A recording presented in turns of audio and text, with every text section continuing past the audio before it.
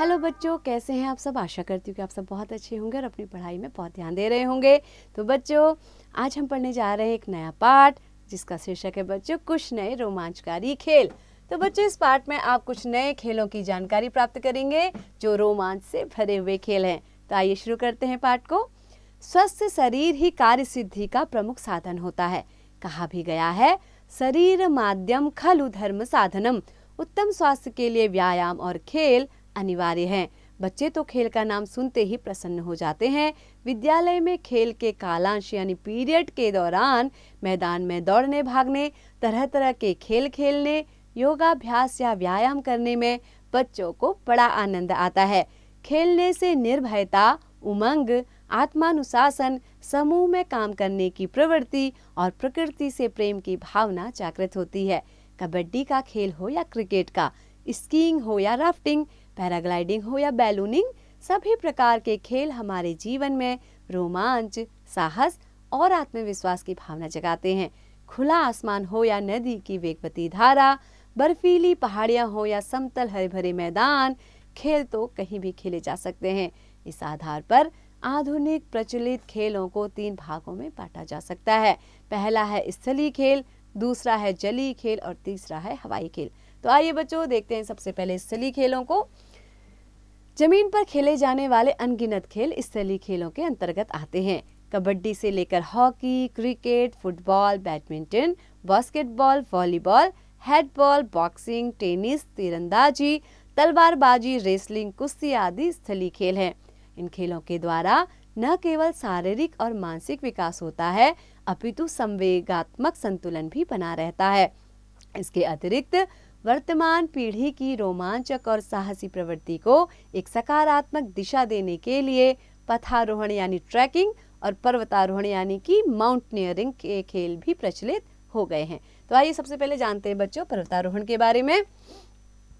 ऊंचे पहाड़ों, हिममंडित शिखरों पर चढ़ना पर्वतारोहण कहलाता है। ऊंचे पहाड़ों पर चढ़ने के लिए व्यक्ति को रास्ता स्वयं ही बनाना पड़ता है। इसके लिए निपुणता, कौशल, तत्परता, सजगता, धैर्य और साहस जैसे गुण अनिवार्य हैं। पर्वतारोहण संस्थानों पहाड़ों पर चढ़ने का प्रशिक्षण भी देती है। Nainital mountaineering club, Nainital Ramjas sports and mountaineering institute, Patel Nagar New Delhi, Nehru पर्वतारोहण संस्थान उत्तरकाशी उत्तराखंड जैसी कई और संस्थाएं पर्वतारोहण का प्रशिक्षण देती हैं।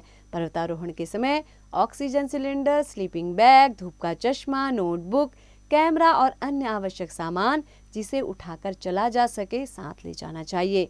पर्वतारोहियों के साथ शेरपा कुली भी चलते हैं जिन्हें उस पहाड़ी इलाके के विषय में पर्याप्त जानकारी होती है।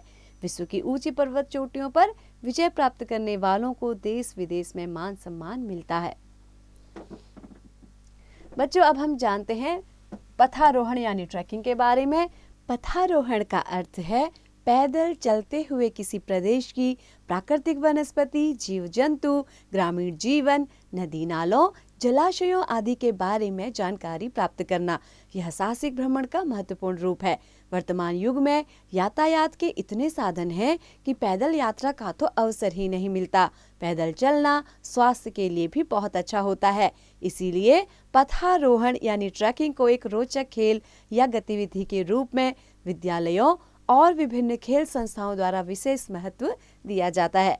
बच्चों, पथारोहण पर जाते समय ऋतु के अनुसार कपड़े, नोटबुक, छड़ी, दिया सलाई, मोमबत्ती, आवश्यक उपचार सामग्री, कैमरा आदि लेकर जाना चाहिए। सामान इतना ही हो जितना पीठ पर आसानी से लादा जा सके, यानी कि आप जितना सामान उठा सकते हैं उतना ही ले जाना चाहिए। आवश्यकता से अधिक सामान यात्रा में नहीं ले जाना चाहिए। तो बच्चों, अगला है स्कीइंग।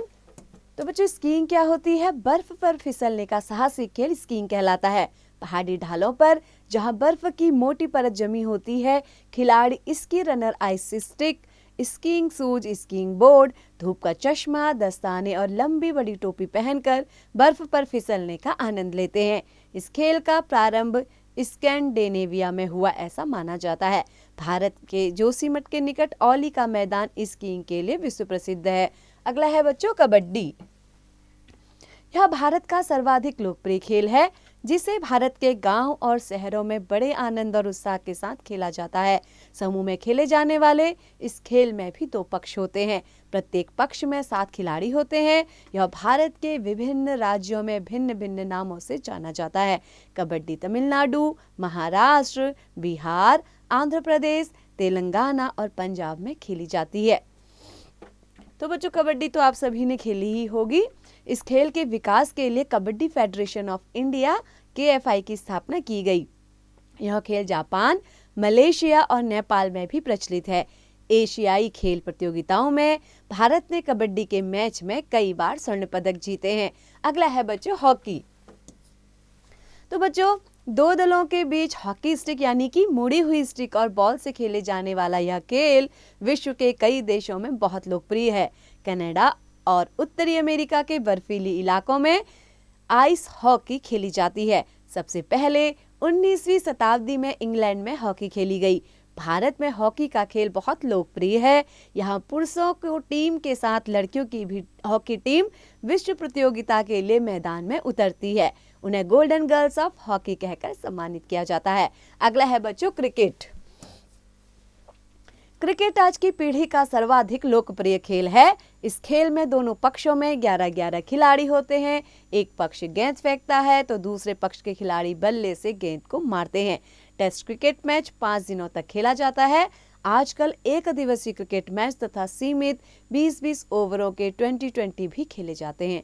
16वीं शताब्दी के पूर्वार्ध में क्रिकेट का पहला मैच इंग्लैंड में खेला गया था। 18वीं शताब्दी की समाप्ति तक यह इंग्लैंड का राष्ट्रीय खेल घोषित किया गया। अंग्रेजी साम्राज्य के साथ 19वीं शताब्दी के मध्य में पहला अंतर्राष्ट्रीय खेल खेला गया। यह खेल ऑस्ट्रेलिया, इंग्लैंड, भारत, पाकिस्तान, श्रीलंका, दक्षिण अफ्रीका और वेस्ट इंडीज में बहुत लोकप्रिय है। अगला है बच्चों देखिए जलीय खेल। हमने पढ़े अभी तक स्थलीय खेल, अब हम पढ़ रहे हैं जलीय खेल। तो बच्चों, नदियों, झीलों, जलाशयों में खेले जाने वाले खेल जलीय खेल कहलाते हैं। तैराकी, वाटर पोलो के अतिरिक्त river rafting, kayaking, canoeing, Paul नौकायन आदि जल क्रीड़ाएं बहुत ही लोकप्रिय होती जा रही है। तो बच्चों, सबसे पहले हम देखते हैं राफ्टिंग क्या है। तो बच्चों, नदी की तीव्र धारा के प्रवाह के विपरीत दिशा में नाव चलाना एक साहसिक कार्य है। गंगा की धारा देवप्रयाग से आगे बड़ी तीव्र और वेगवती होती है। राफ्टिंग के लिए यह हिस्सा बड़ा उपयुक्त है। इसके लिए राफ्ट यानी सिंथेटिक फाइबर की बनी नौका, जीवन रक्षक जैकेट, हेलमेट और चप्पू की आवश्यकता होती है। प्रत्येक नौका में 6 से 8 लोग सवार होते हैं। प्रशिक्षक का होना भी जरूरी होता है। यह खेल आनंददायी तो है, परंतु अत्यधिक जोखिम से भरा होता है। अमेरिका, यूरोप और ऑस्ट्रेलिया में यह खेल बहुत प्रचलित है।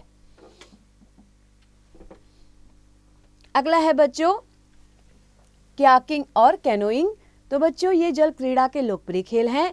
इन दोनों जल क्रीड़ाओं के बीच चालक या खिलाड़ी के बैठने की स्थिति में अंतर होता है। कयाकिंग में प्रयोग आने वाली नौकाएं सामने से ढकी हुई होती हैं। कयाक नौकाएं कुछ नीची होती हैं, जबकि कैनोइंग के लिए नौकाओं में चालक ठीक पानी की ओर मुंह करके बैठता है। इसमें नौका को चलाने के लिए दोहरे ब्लेड वाले पैडल लगे होते हैं। इस जल क्रिया में सुरक्षा जैकेट और हेलमेट पहनना अनिवार्य होता है। कैनोइंग नदियों में खेली जाती है, जबकि कयाकिंग जलाशयों में खेला जाता है। अगला है बच्चों वाटर पोलो। तो बच्चों, झीलों में तैरते हुए हाथ से गेंद को मारकर खेले जाने वाला खेल वाटर पोलो कहलाता है। भारत के कई आवासीय विद्यालयों में प्रशिक्षित खेल प्रशिक्षकों के संरक्षण में वाटर पोलो खेला जाता है। विदेशों में भी इसका पर्याप्त प्रचलन है। इससे हाथ, पैर, शरीर के भीतरी अंगों की मांसपेशियों का समुचित व्यायाम हो जाता है। अगला है बच्चों हवाई खेल। तो बच्चों, खुले आसमान में पंछियों की तरह उड़ने की लालसा ने कई मनोरंजक हवाई खेलों को लोकप्रिय बना दिया है। एक पहाड़ी से दूसरी पहाड़ी तक हवा में उड़ते हुए चले जाना बड़ा ही आनंददायी प्रतीत होता है। तो बच्चों, अगला है बैलूनिंग। इस खेल में एक बहुत बड़े आकार के गुब्बारे के नीचे एक टोकरी सी बंधी होती है, जिसमें 5 से 6 यात्री सुविधापूर्वक बैठ सकते हैं। गर्म हवा के दबाव से गुब्बारे को उड़ाया जाता है। सिर्फ खेल या आनंद के लिए उड़ाए गए गुब्बारे 100 मीटर से ऊंचाई तक ही जा सकते हैं। गर्म हवा का दबाव कम हो जाने से गुब्बारा धीरे धीरे नीचे आ जाता है। 26 जनवरी 2005 को विजयपत सिंघानिया ने गर्म हवा के बैलून में उड़ते हुए 21,290 मीटर की ऊंचाई तक पहुंचकर एक नया विश्व रिकॉर्ड कायम किया। 15 जनवरी 1991 को ग्रेट ब्रिटेन के निवासी पॉल लिडस्टैंड और रिचर्ड ब्रेंसन ने गर्म हवा के बैलून द्वारा जापान से उत्तरी कनाडा तक 7,671.91 किलोमीटर की लंबी यात्रा पूरी की। आजकल हॉट एयर बैलूनिंग उत्सव ब्रिस्टल में मनाया जाता है। अगला है बच्चों पैरासेलिंग। तो बच्चों पैरासेलिंग क्या है? इस खेल में खुले मैदान में पैरासेल को रस्सी की सहायता से गाड़ी से बांध दिया जाता है। गाड़ी के चलने के साथ खिलाड़ी भी पैरासोल बांध कर दौड़ता है, जिससे पैरासेल में हवा भर जाती है और हवा में ऊपर तैरने का आनंद आता है। इस खेल के लिए विस्तृत खुला मैदान, जीप गाड़ी, पैरासेल, रस्सी, हेलमेट, जीवन रक्षक जैकेट की आवश्यकता होती है। इस प्रकार के ये सभी खेल हमारे मन में प्रकृति के भव्य उदार रूप को समझने और प्रकृति के साथ मित्रवत समय बिताने की प्रेरणा देते हैं तथा व्यक्ति विशेष में उत्साह, मैत्री, आत्मनिर्भरता, साहस, धैर्य, सहिष्णुता, उदारता जैसे गुणों को विकसित करते हैं। अगला है बच्चों पैराग्लाइडिंग और हैंग ग्लाइडिंग। तो बच्चों पैराग्लाइडिंग तो आपने सुना ही होगा, तो बहुत ही पॉपुलर गेम है। हवाई खेलों में इनकी लोकप्रियता दिनों दिन बढ़ती जा रही है।